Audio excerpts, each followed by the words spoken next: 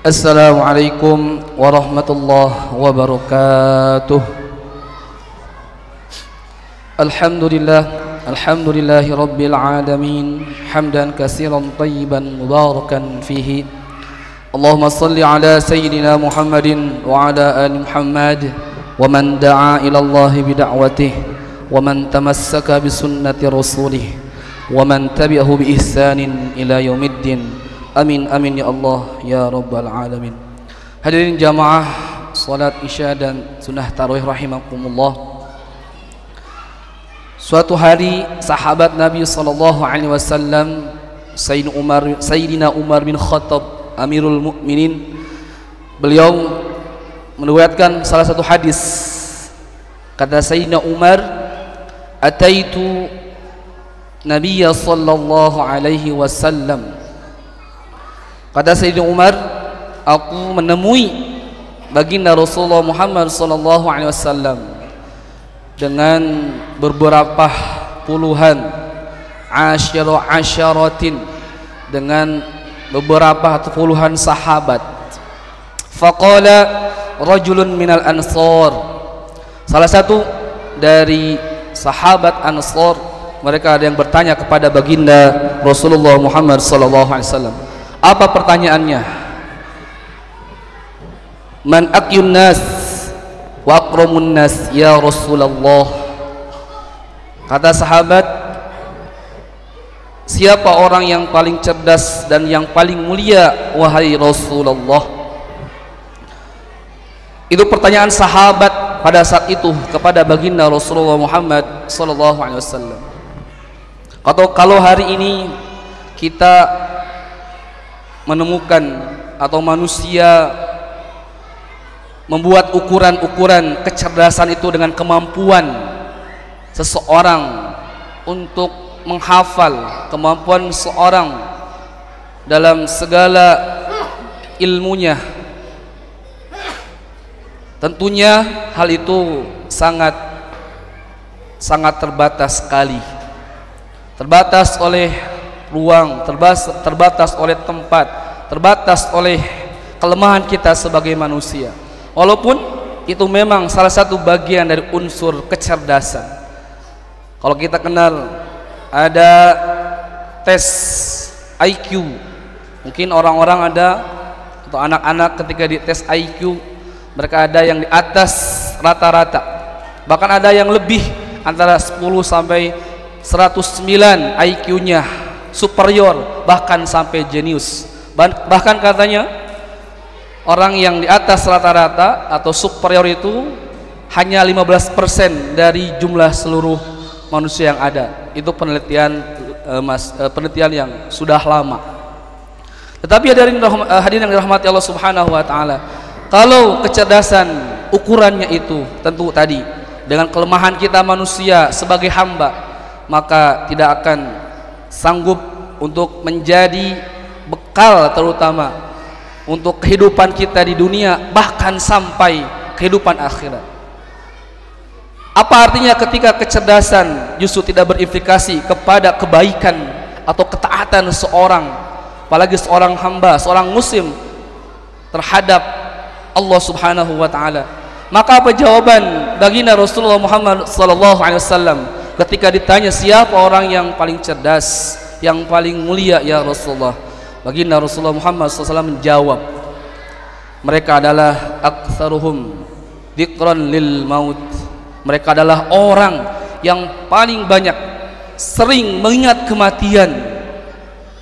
Jadi baginda Rasulullah Muhammad SAW menyampaikan, orang yang cerdas ukurannya bukan tadi kemampuan saja, tetapi ukurannya adalah bagaimana dia selalu mengingat kematian, selalu ingat bahwa kehidupan ini adalah kehidupan yang sementara, kehidupan yang terbatas, bahwa setelah ini ada kehidupan. Dan Nabi SAW melengkapi, tidak hanya mengingat kematian, tetapi wa asyadduhum isti'dadan lahu, tetapi mereka mempersiapkan dengan baik bekal untuk kehidupan, bekal untuk kehidupan di dunia dan bekal untuk kehidupan di akhirat. Dan lalu Nabi menyampaikan, ulaika humul akyas, mereka adalah orang-orang yang cerdas. Hadirin yang dirahmati Allah Subhanahu wa taala, pertanyaannya, kalau dikatakan oleh Nabi orang yang cerdas yang senantiasa mengingat kematian dan menyiapkan dengan baik sebelum dia meninggal, maka pertanyaannya, bekal yang terbaik apa yang akan kita bawa kelak di hadapan Allah Subhanahu wa taala, yang mana bekal itu tidak hanya akan memberikan kebaikan di dunia, fid dunia, tetapi kebaikan di akhirat. Kebaikan yang tidak hanya di dunia tetapi berimplikasi terhadap kebaikan nanti kelak di akhirat. Maka apa bekal yang terbaik, hadirin yang dirahmati Allah Subhanahu wa taala? Maka Allah Subhanahu wa taala memberikan jawaban di dalam Al-Qur'anul Karim sebagai petunjuk bagi kita manusia. Hudal linnas, sebagai petunjuk bagi seluruh manusia. Apa bekal terbaik yang akan bernilai, yang akan memberikan keselamatan kita di dunia wal akhirah? Maka Allah menyampaikan, fatazawwadu fa inna khairaz zadi taqwa. Itulah bekal yang terbaik, yakni ketakwaan kepada Allah Subhanahu wa taala. Hadirin yang dirahmati Allah Subhanahu wa taala, kalau hari ini, selama sebulan ini di bulan Ramadan, bulan yang penuh dengan kemuliaan, keberkahan, Allah perintahkan kita untuk saum. Salah satunya hikmah tujuan dari kita diperintahkannya saum adalah agar kita menjadi orang-orang yang bertakwa, la'allakum tattaqun. Maka saum ini adalah bagian dari bekal terbaik yang insya Allah akan kita bawa kelak di hadapan Allah Subhanahu wa taala. Bahkan luar biasanya saum, pahalanya langsung Allah Subhanahu wa taala yang memberikan nilainya. Oleh karena itu, mari kita senantiasa menjaga saum kita, tidak hanya menahan lapar dan dahaga, tidak hanya kita menunggu waktu berbuka atau mengakhirkan waktu sahur, tetapi bagaimana kita menyiapkan saum-saum kita ini menjadi saum yang terbaik, tentunya dilandasi dengan keimanan. Ketika kita diseru oleh Allah Subhanahu wa taala, ya ayyuhalladzina amanu, dengan seruan yang terbaik, seruan yang paling indah, seruan yang paling lembut dari Sang Maha Pemilik alam semesta. Ketika Allah mengatakan kutiba, maknanya kalimat ini adalah kalimat yang bentuknya pasif atau majhul. Di situ ketika berbicara kalimat majhul, maka di situ subjek yang memberikan perintah tersebut tidak disebutkan langsung namanya. Dilihat dari ayat tersebut, Allah tidak menyebutkan langsung asmanya, tetapi Allah langsung, hai orang-orang yang beriman. Inilah seruan yang luar biasa, seruan dari Allah yang Maha Rahman, Allah yang Maha Rahim. Allah menyeru kepada orang-orang beriman dengan seruan yang luar biasa, yang indah, yang lembut.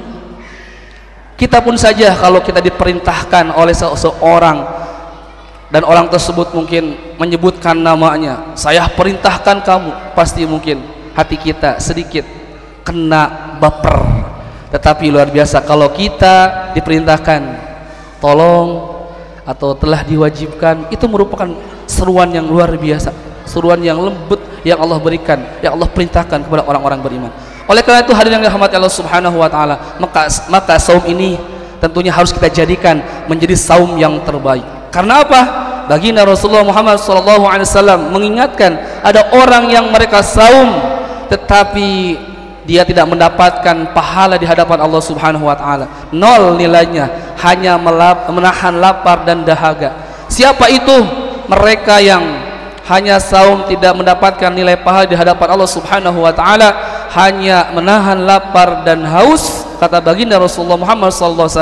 Maka dijelaskan oleh para ulama, mereka yang saum tetapi di sisi yang lain dia tidak mengerjakan perkara-perkara yang wajib. Misal Allah perintahkan kita untuk melaksanakan sholat wajib yang 5 waktu. Ketika dia saum tapi dia tidak mengerjakan sholat wajib, maka nilai saumnya itu nol di hadapan Allah Subhanahu wa taala. Atau sebaliknya, dia saum tetapi dia melakukan kemaksiatan, melakukan pelanggaran terhadap perkara yang Allah sudah larang, dia sadar itu adalah suatu keharaman. Misal seorang dia saum tetapi dia masih bermuamalah, bergelimang muamalahnya dengan muamalah yang ribawi, tidak ada upaya untuk meninggalkan perkara tersebut, maka hati-hati, saumnya menjadi saum yang nol di hadapan Allah Subhanahu wa taala. Oleh karena itu, mudah-mudahan insyaallah di level yang pertama ini kita sudah faham bersama berkaitan kewajiban yang Allah perintahkan secara pribadi kepada orang-orang mukmin. Insyaallah kita sudah paham bersama. Tetapi selain ada kewajiban yang Allah perintahkan untuk diri kita, Allah pun juga memerintahkan dengan aturannya bagaimana kita diperintahkan, bagaimana ketika kita berinteraksi dengan sesama manusia. Maka Allah pun juga memberikan tuntunan, memberi perintah. Salah satunya, misal kalau kita mempekerjakan seseorang atau akad ajir mustajir, ketika kita menyepelekan atau melalaikan ketika seorang sudah bekerja kepada kita, kita tidak tunaikan kewajiban kita untuk memberikan ujroh atau upah kepadanya, maka itu termasuk tindakan yang zalim yang diingatkan oleh Allah Subhanahu wa taala dan juga baginda Rasulullah Muhammad SAW dalam sabdanya, termasuk kezaliman. Islam mengatur bagaimana hubungan kita dengan sama manusia. Bahkan yang lebih besar lagi, Islam pun juga mengatur bagaimana hubungan kita yang lebih tinggi lagi. Tidak hanya hubungan kita di tengah-tengah masyarakat, di tengah keluarga, tetapi hubungan yang lebih besar lagi, bagaimana kita, Allah Subhanahu wa taala perintahkan untuk aware, untuk memperhatikan saudara-saudara kita, yakni kaum muslimin yang ada di seluruh dunia. Hari ini hadirin yang dirahmati Allah Subhanahu wa taala, kalau kita hari ini baru hari ke 12 atau 13 kita saum, kita lihat di belahan bumi sana saudara-saudara kita di Palestina, mereka sudah 5 bulan ke belakang mereka tidak makan, tidak minum, mereka sudah saum lebih duluan dibandingkan kita. Oleh karena itu, perintah Allah Subhanahu wa taala mengingatkan kepada kita, innamal mu'minuna ikhwah, sesungguhnya orang-orang beriman itu bersaudara. Maka jangan sampai kita melupakan mereka, jangan sampai kita tidak peduli dengan mereka dengan alasan itu mah urusan mereka. Ingat, baginda Rasulullah Muhammad SAW mengingatkan kita, ketika kita berpandangan tidak apa-apa, biarkan, itu mah urusan mereka, bukan urusan negeri kita, maka itu sudah terkena yang namanya as-sabiyah. Inilah yang menjadi penyakit, yang menjadi sekat-sekat di tengah-tengah kaum muslimin. Mereka tidak peduli dengan saudaranya, dan Nabi mengingatkan ketika as-sabiyah ini dikumandangkan, ketika digaungkan oleh seorang mukmin, maka dia, kata Nabi, tidak termasuk bagian dari kaum muslimin, dari umat. Oleh karena itu, hadirin yang rahmati Allah Subhanahu wa taala, tentunya minimal jangan sampai kita melupakan dalam setiap doa-doa kita untuk saudara-saudara kita di Palestina. Dan tentunya kalau kita berbicara bagaimana solusi tuntas terhadap persoalan di Palestina, maka tentunya kita harus berkaca kepada bagaimana baginda Rasulullah Muhammad SAW ketika Nabi hijrah ke Madinah.